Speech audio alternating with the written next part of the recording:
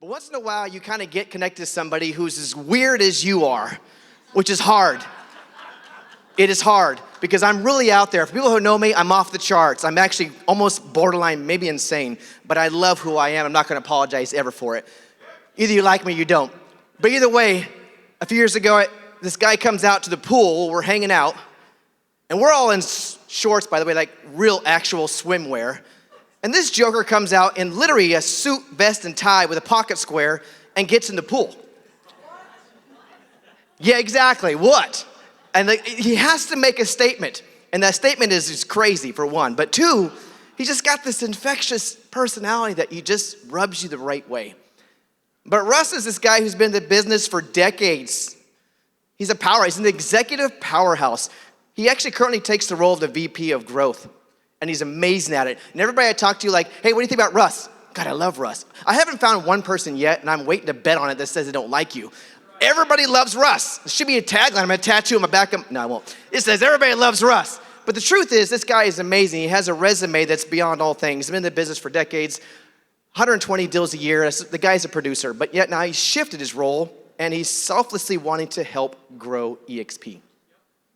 And he plays that role at a very, very high level, by the way. When you see his personality, he matches mine. That's why we instantly gravitated, because our personalities are like synonymous. We both drink too much coffee, and ideally, but we get our point across in a great manner. Anyways, I want to welcome to the stage an amazing, great friend of mine now that I've been able to have friends. And we're cigar buddies too, because I love cigars. So this is a cigar buddy I love. Welcome to the stage, Russ Laggan.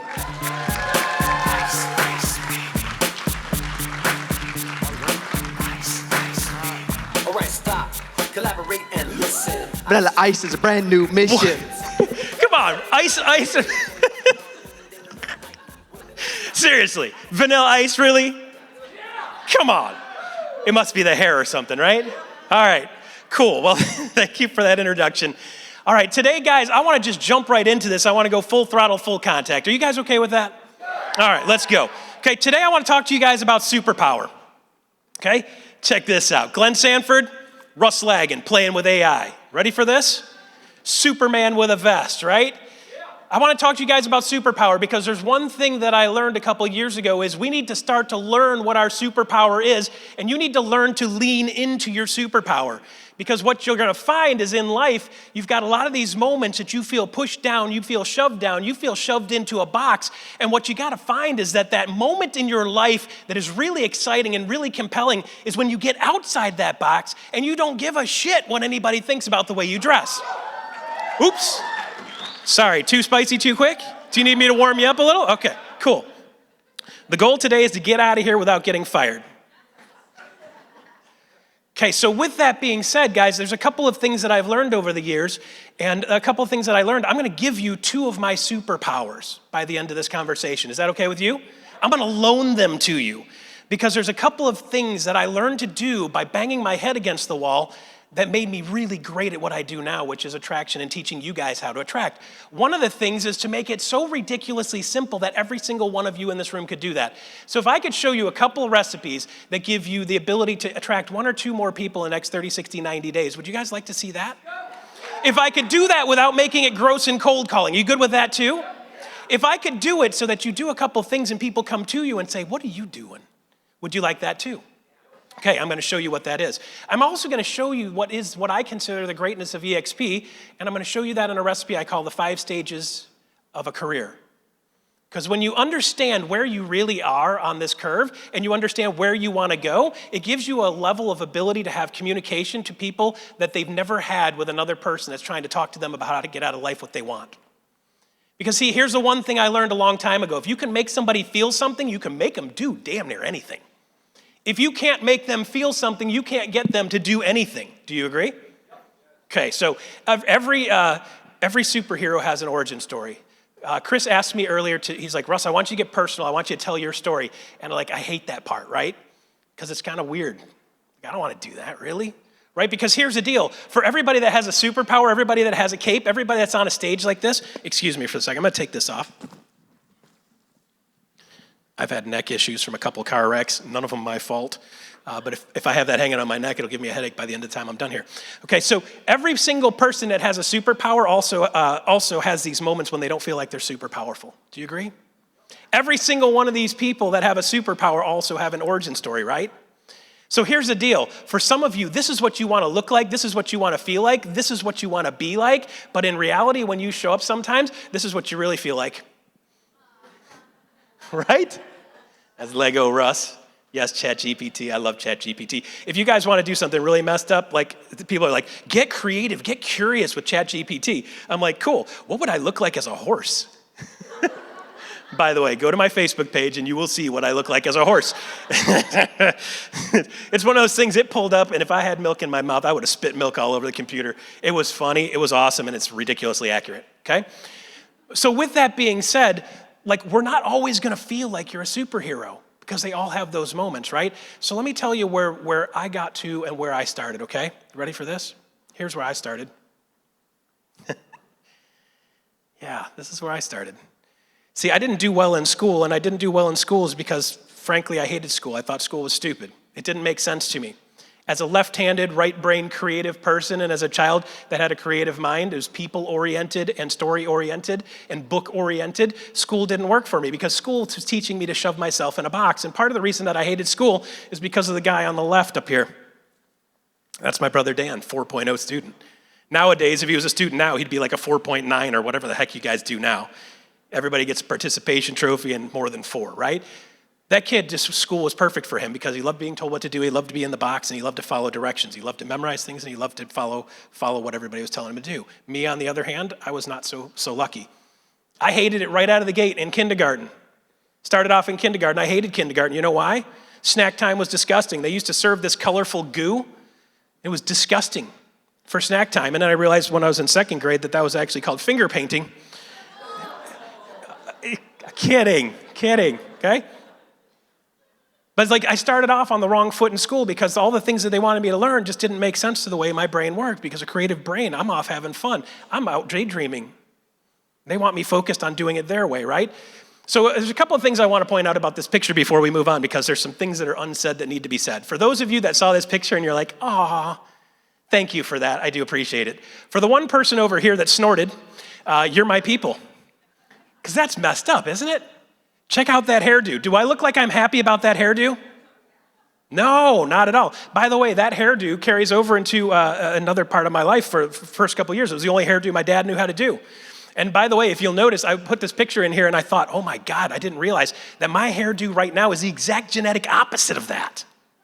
I hated it so much, I just do the opposite with it now. The other thing I want to point out in this picture is that you guys have heard of people skipping leg day?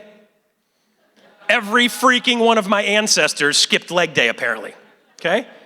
Good news is those scrawny little skinny legs made me a ridiculously fast triathlete, but they're not very big, and they're still not very big. The other thing I want to point out is that all fashion starts coming back around, and by the way, guys, those shorts are coming back in soon, and if you want to know for a fact, Glenn Sanford, he's here in the back, by the way, Glenn Sanford has 6 pairs of those in his Amazon cart just waiting for the right moment to hit buy. Because I can see him running around Bellingham wearing those puppies here in the near future. You guys are going to see it on Facebook first. I want to be there and get those pictures, okay? So here's the thing. I didn't do well in school, but I had a couple things going for me. Here's the rest of the game, okay? This is the rest of the game. I realized at a young age I was super competitive, and part of the reason I'm super competitive, I got those other 3 clowns. Those are my brothers. 4 boys in 5 years. God bless my mother's soul. 4 boys in 5 years, and we competed on everything, every time, everywhere we went, and I was super competitive. And I want to make sure you guys understand. Check out this picture. There's something that's very telling in this picture. Who's the one that's going to be on stage at some point? The only one looking at the camera. By the way, just so you know, that little medal right there, that is the gold medal I won first place a bunch of years in a row. I was really great at making Pinewood Derby cards. If you guys would like to know a couple tricks, I still remember a couple. Okay, so what happens is that kid that built Pinewood Derby cars didn't ever feel like he was enough. See, if you bring me back to those years, you would say, well, you know, Russ has ADHD, and I didn't have ADHD. I had DDDDAC. That was my report card. Right?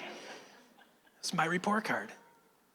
Because for me to be focused on stuff that didn't make sense to me didn't make sense. They wanted to teach me math, and I'm like, math is stupid. Let me use a calculator. Guys, keep in mind, I know, I look great for 75, but I'm 53. In the 1970s, a teacher's response would always be, you know, Russ, you're not going to be able to carry around a calculator in your pocket. And I'm going to say, you know what? Bullshit. How many of you guys have a calculator on you right now? Every freaking one of you, okay? I didn't like to learn about history. I didn't want to learn about history, but I flew a P-51D Mustang, arguably one of the best aircraft ever made in American history. I didn't learn a whole lot about math until I was in my later 20s, and here's how I express math. I build electric bass guitars, and if you guys don't know, a bass guitar and every stringed instrument is a mathematical equation.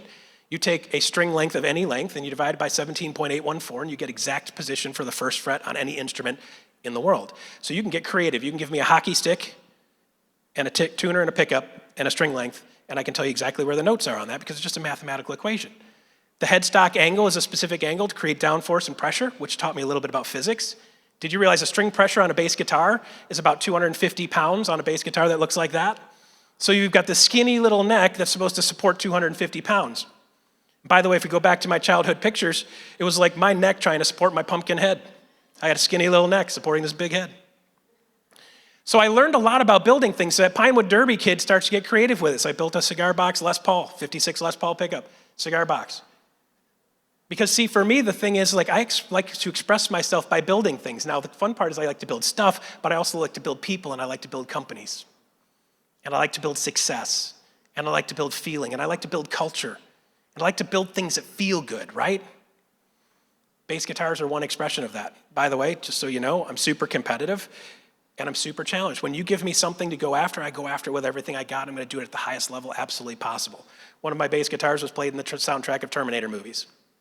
Okay? So, yeah, right? A little weird fun fact, okay?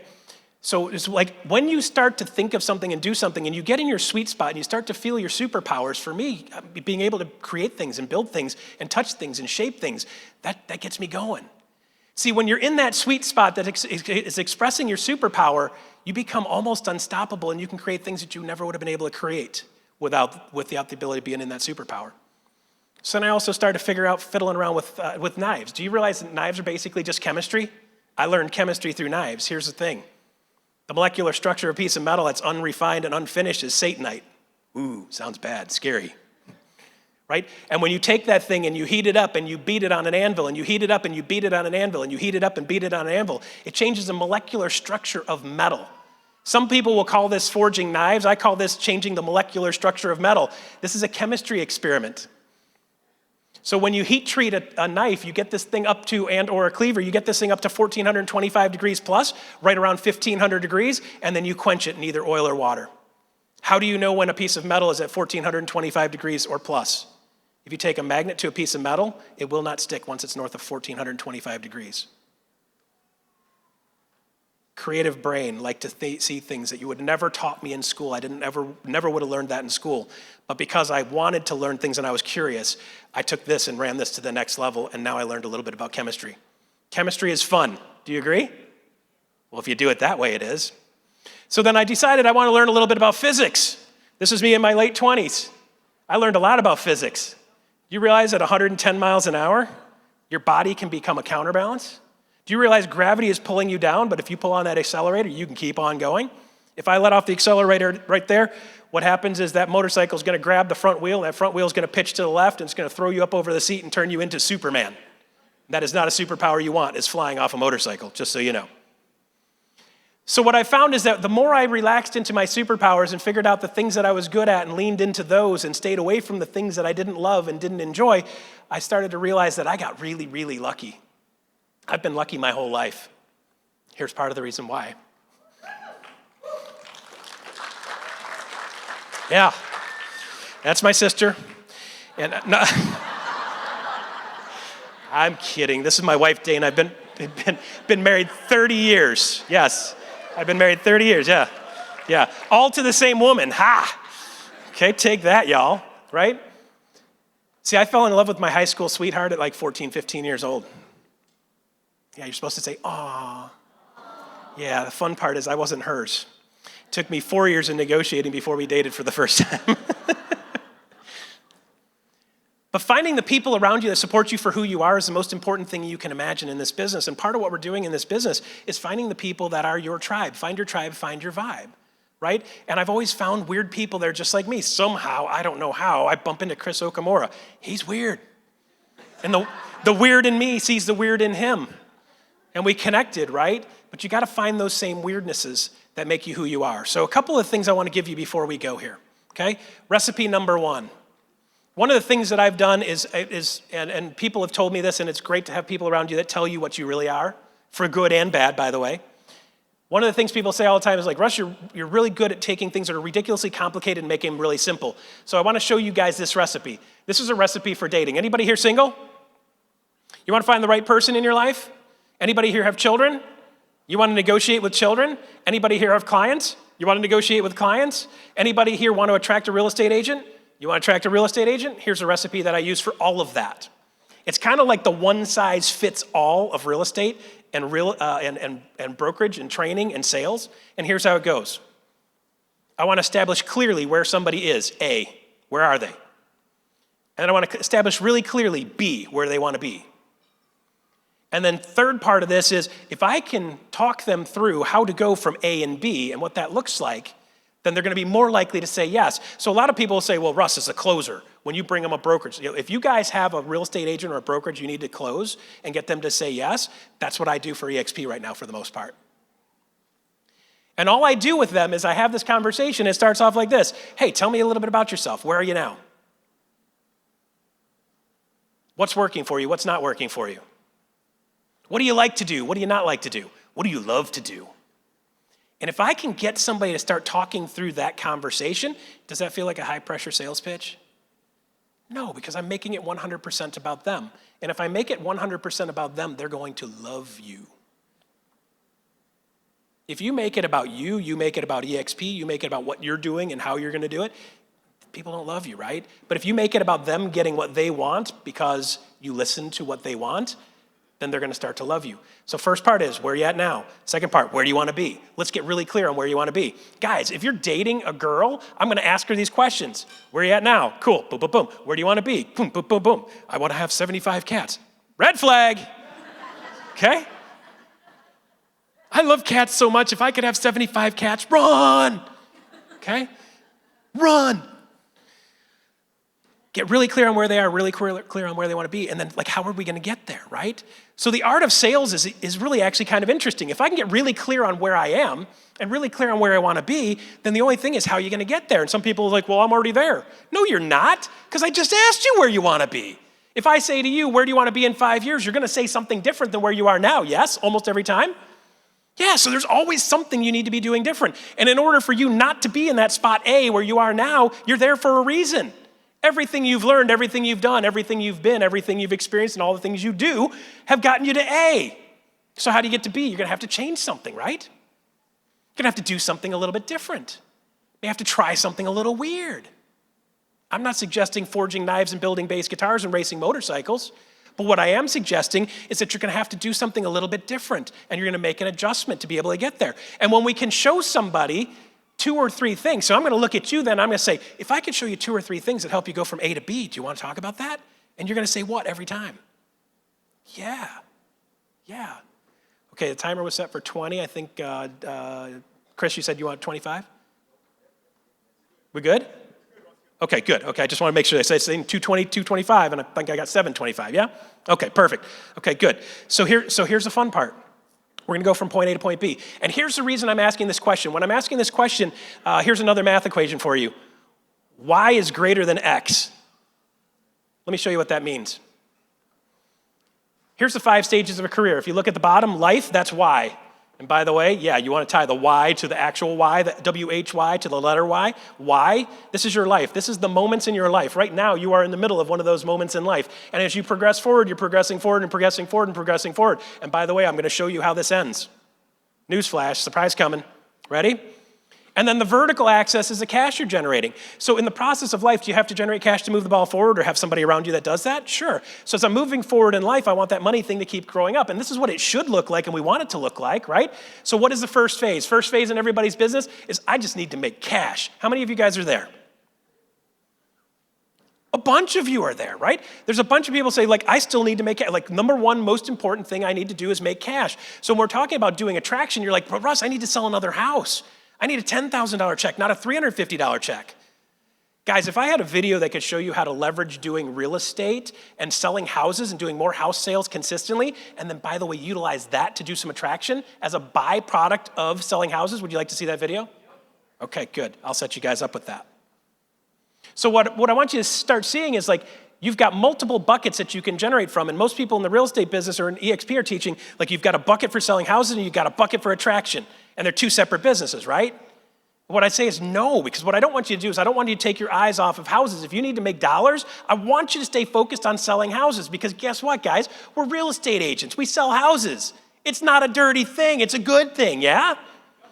Okay, so what I want you to do is I want you to stop seeing it as real estate sales and attraction as two separate businesses. What I want you to see is real estate sales, 100% focused on that, and as a byproduct of that, I've got this other bucket that I put below the real estate sales, and that collects me human beings.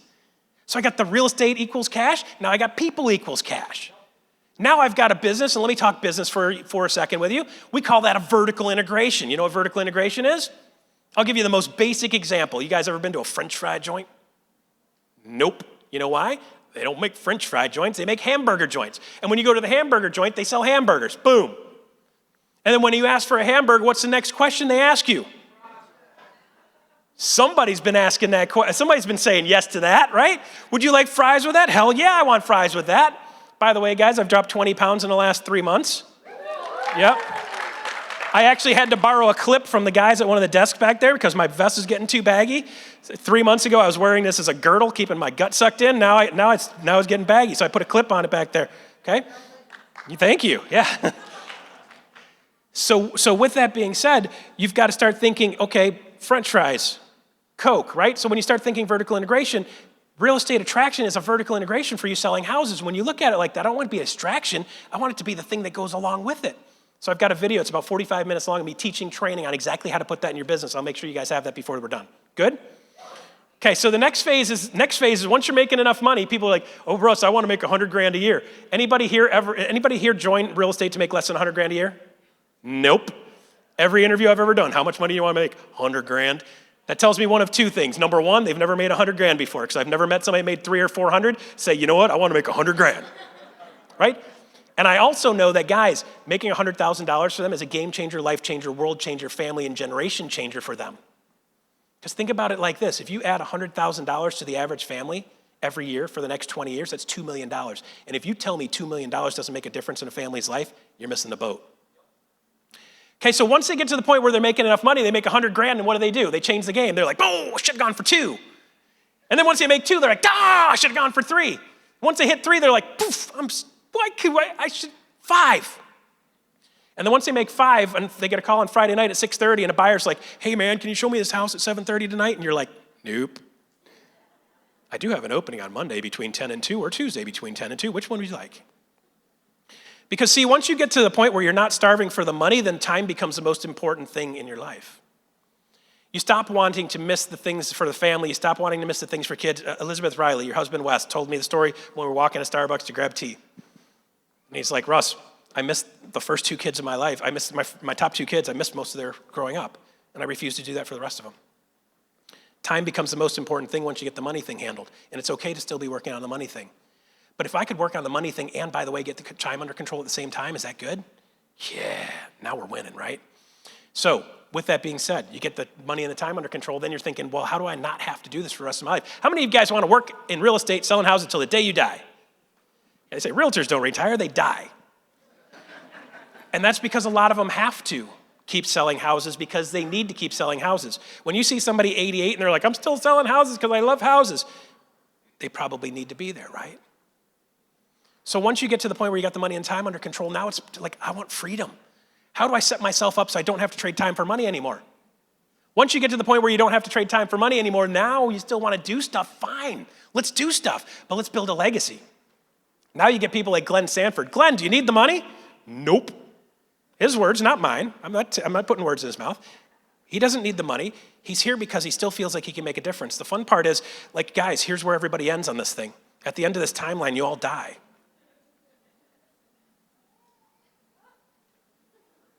But before you do that, let's build a legacy. And Glenn's thing right now is saying, like, Russ, I want to build a legacy. I want to help 1,000 people. I don't remember what the number was. I want to help 1,000 people make $1 million a year.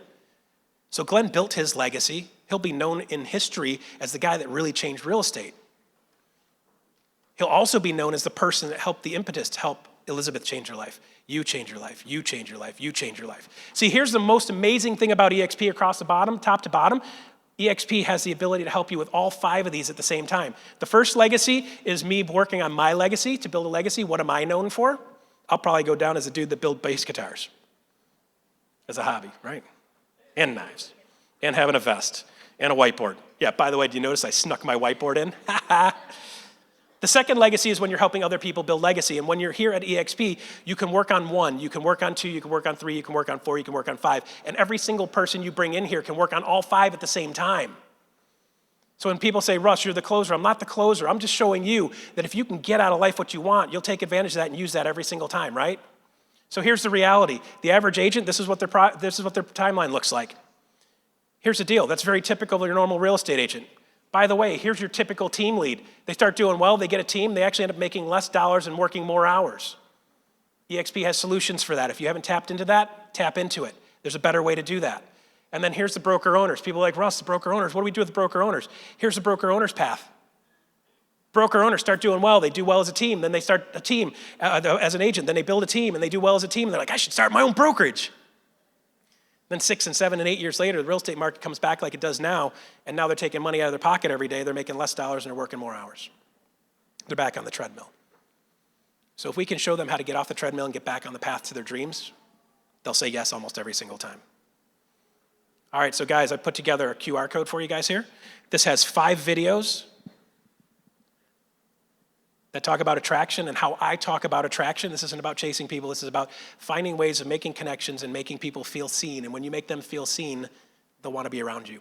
If you make somebody feel something, you can make them do darn near anything. If you show them their path for them to be successful, they're going to say yes to the dress almost every single time. And the ones that don't, you don't want them. Okay? So there's 5 videos for you. By the way, the 5 stages of a career, I do 1 plug, 1 second. 5 stages of a career are part of this. Write it down. It's not out yet. Be followable. The other 11 chapters tell the rest of the story on how to become the person that is followable and build the people around you that make you followable. And that's all I've got for today. Thank you for your time.